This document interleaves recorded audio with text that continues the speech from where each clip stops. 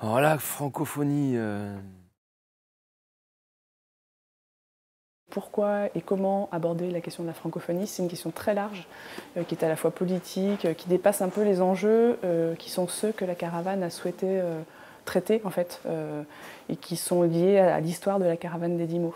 La caravane des 10 mots est née au Théâtre des Asphodèles à Lyon, entre les mains, en fait, de gens qui étaient dans ce théâtre plutôt des artistes, et qui, au travers de diverses expériences, en fait, ont réalisé qu'il y avait très certainement quelque chose à faire autour de cette question de la langue française, et qui ont développé un projet international qui permet finalement d'aller à la rencontre de cette langue-là en France, métropolitaine mais également d'outre-mer, sur d'autres territoires dans le monde. Et ces territoires-là, on appelle ça la francophonie, donc c'est une ère. C'est l'ère francophone, l'ère où est pratiquée la langue française. Une langue, c'est une façon de voir le monde, c'est une représentation du monde, c'est une façon de passer du réel au discours. Et dans ce passage-là, il se joue plein de choses sur d'ordre symbolique, poétique, philosophique, sensible, etc. Et c'est cette question-là en fait, que la caravane a souhaité aborder.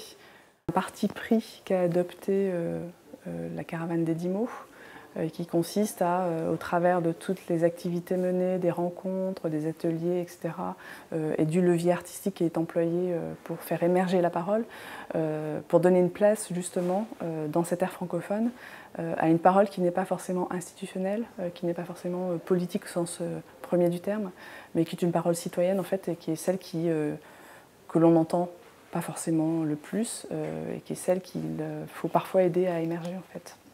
La francophonie, pour moi, c'est un espace commun et qui serait presque sans frontières. ça soulève plein de questions et qui sont superbes intéressantes en termes de vivre ensemble. Il y a une histoire. Ça a à voir aussi avec l'égalité. Voilà.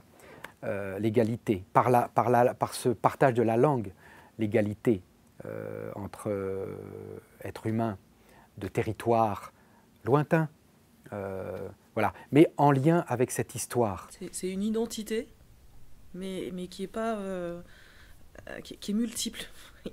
Elle est composée de plusieurs identités différentes à travers la planète, géographiquement, linguistiquement, culturellement. Et ça, ça peut être qu'une richesse. De toute façon, une langue, c'est une richesse, mais cette langue-là, particulièrement le français, se nourrit de toute cette francophonie qui lui donne une diversité absolument géniale. Je trouve ça très poétique, en fait, quand j'ai affaire à des personnes qui utilisent le français, mais pas comme moi je l'utiliserais ou pas comme j'aurais l'habitude de l'entendre dans mon environnement, dans mon quotidien, en fait. Et ouais, pour moi, la francophonie, c'est ça aussi, en fait, c'est de voir comment la langue, elle vit. Un des points forts de la francophonie, de la caravane, nous convient.